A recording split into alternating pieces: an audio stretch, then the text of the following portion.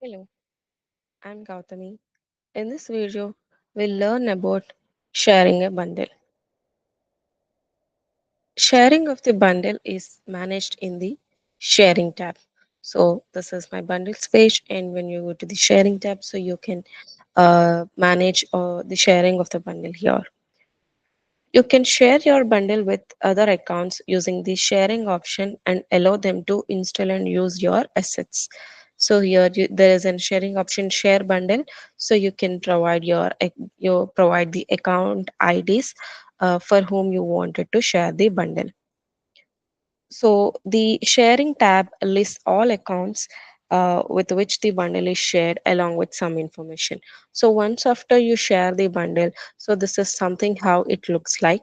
So this is the information that you could see in the sharing tab.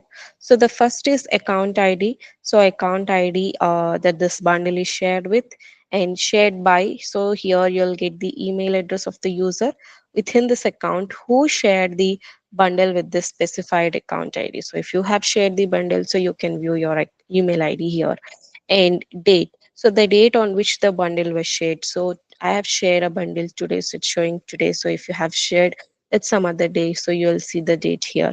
And then action.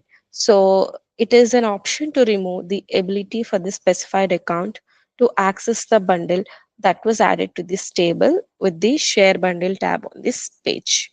So if you remove the new entry with this remove option, so then the bundle is no longer shared with that account and they can no longer see it or install it.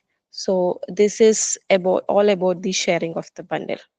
Thank you.